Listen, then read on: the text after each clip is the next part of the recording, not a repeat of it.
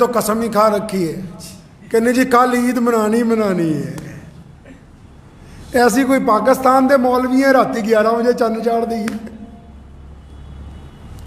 ہمارے جو پڑوس کے ملک والے رویت حلال کمیٹی والے وہ کدی بھی چند چاڑ سکتے، پاویں راتی چاڑ دیں پاویں سویرے چاڑ دیں.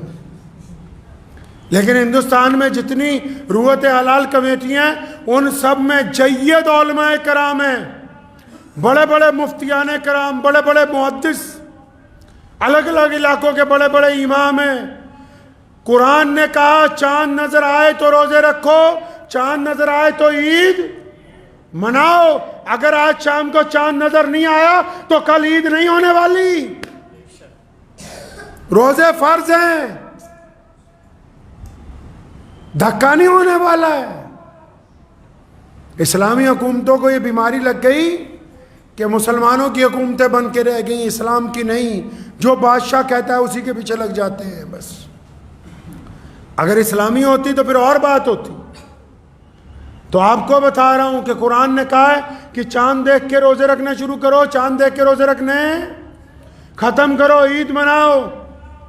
اگر چاند آج نظر آ گیا، کئیوں نے تو پکا وعدہ کیا ہوا ہے، مولویوں نے صبح سے ہی مجھے فون کیے جا رہے ہیں کہ حضرت شام نو پکی ہے نا. پھر آج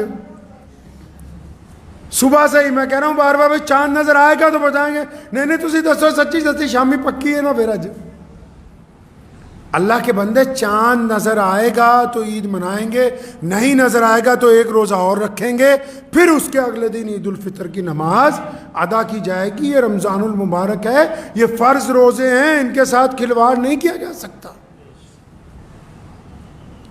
اور ایک بات، عید آئے گی کل یا پرسوں، نماز کہاں پڑھنی ہے؟ پورے ملک میں کہاں نماز پڑھتے ہیں؟ کچھ شہروں میں عیدگاہ ہے نہیں، لیکن پورے ملک کے جن شہروں میں عیدگاہیں ہیں وہاں مسلمانوں کیا کام شروع کر لیا؟ اب خدا کے لیے اپنی عزت اپنے ہاتھوں نہ خراب کرو.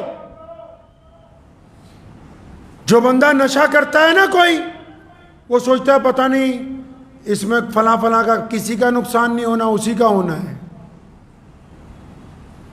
کوئی آدمی اگر کوئی منشیات کی چیز کھاتا پیتا ہو، نقصان کس کا ہے جی؟ اسی کا ہے، دوسرے کا ہے نہیں. جمعہ کیوں بنایا؟ عید کیوں بنائی؟ نمازوں میں با جماعت ادائیگی کے لیے کیوں کہا؟ امام کو آگے کیوں کھڑا کیا؟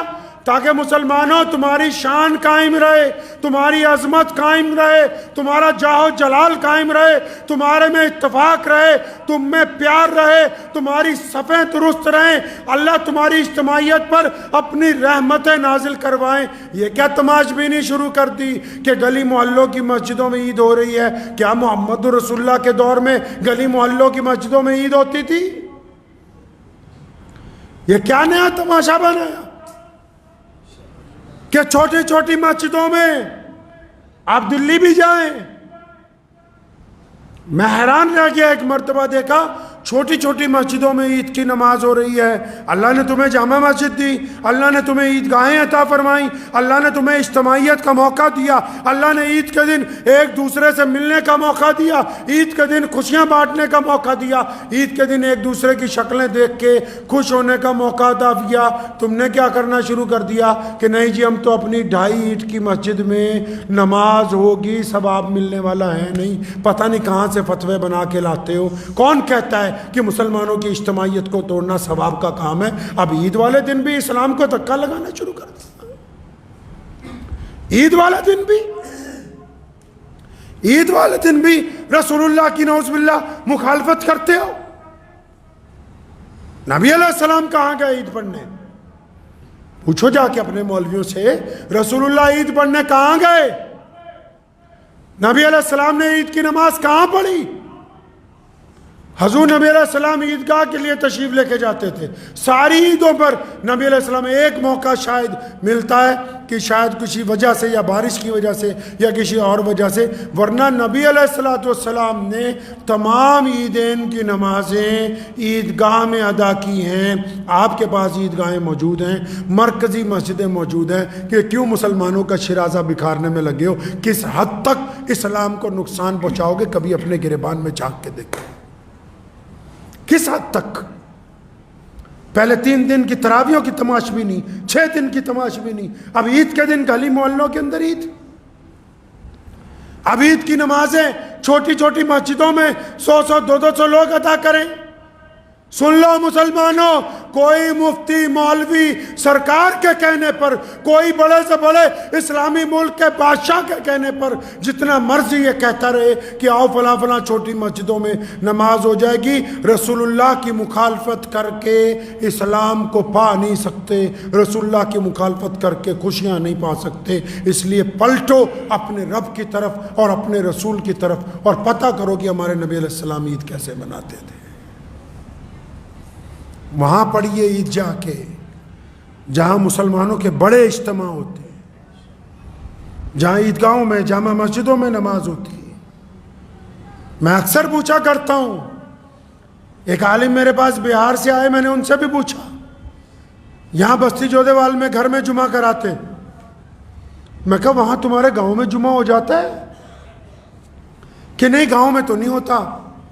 میں کروا کے دیکھو کہ نہیں جی مسلمان لٹ بجائیں گے کہ تو گاؤں میں کیسے جمعہ کروا رہا ہے. اچھا تو وہاں دین اور ہے، یہاں دین اور ہے، وہاں نہیں ہوتا یہاں ہو جاتا ہے. یاد رکھیے اپنی زندگی میں جتنی من مرضی کر لیجئے گا، جو بندے کی من مرضیاں ہوتی ہیں نا اللہ معاف کر دیتے ہیں. لکھ لو اس بات کو دل کی تختی پہ.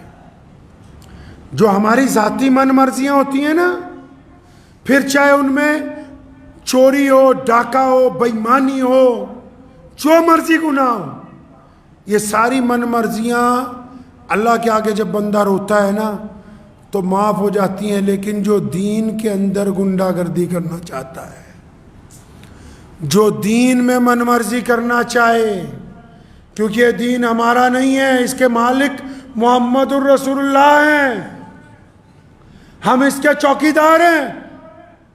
چوکیدار کو تو کوئی حق نہیں کہ وہ اپنی مرضی سے کہے کہ میں جائیداد بیچ دوں یا بڑھا دوں یا کم کر دوں. ہم چوکیدار ہیں دین کے، مالک محمد الرسول اللہ ہیں. جو لوگ دین میں گنڈا گردی کرنا چاہتے ہیں وہ قیامت والے دن اللہ کے حضور سخت پکڑ کے اندر آ جائیں گے. اس لیے جو مرضی کر لیجئے، اسلام کے ساتھ کھلواڑ کرنے کی کوشش نہ کیجیے گا. کریں گے انشاءاللہ. کوشش کرنی ہے کہ عیدگاہ میں نماز پڑھیں. عیدگاہ نہیں ہے جامع مسجد میں پڑھیں، شہر کی اور کسی بڑی مسجد میں پڑھیں، اپنے علاقے کے بڑے اجتماع میں پڑھیں. لیکن یہ جو گلی محلوں میں جہاں 100 آدمی 200 آدمی 150 آدمی چھوٹی چھوٹی نمازیں پڑھا رہے ہیں، کوئی فائدہ نہیں ہے. اس نماز پڑھانے کا کوئی فائدہ نہیں ہے. رسول اللہ کی اتباع کیجئے، اسلام کی اجتماعیت کو نہ خراب کرو. کسی نے کہا ہے نا کہ متحد ہو تو بدل سکتے ہو نظام عالم کو، متحد ہو تو بدل سکتے ہو نظام عالم کو، منتشر ہو تو مرو شور کیوں مچاتے ہو. تو اس لیے یہ جو رات آ رہی ہے، اب آج کی رات یا کل کی جو بھی عید کی رات ہوگی، یہ اپنی مزدوری لینے کی رات ہے اللہ کی حضور. تو اس رات کو ضائع نہیں کرنا انشاءاللہ. اللہ سے خوب مانگنا ہے اور اپنی غلطیوں کی تلافی کرنی ہے. اور ایک اچھا مسلمان، ہم پازیٹیو ویو کے لوگ ہیں. میرے والد شیخ اسلام مولانا حبیب الرحمن لدھیانوی رحمۃ اللہ علیہ نے ہمیں بچپن سے سکھایا کہ بدترین حالات میں اچھا سوچنا رسول اللہ کی سنت ہے. ہم ایسے نہیں سوچتے کہ رمضان کے بعد مسجد خالی ہو گئی، ہم ایسے سوچتے ہیں کہ رمضان کے بعد پچھلے سال 1 صف تھی، آج 6 صفیں ہیں. اس کا مطلب ان روزوں نے ہمیں 5 صفوں کا اضافہ ادا کر دیا. تو آج کی رات یا کل کی رات اپنے رب سے پوری دنیا کے لیے دعائیں مانگیں. دعا کیجیے اللہ تعالیٰ مجھے بھی اور آپ سب کو اس پہ عمل کی توفیق عطا فرمائے. وآخر دعوانا ان الحمد للہ رب العالمین.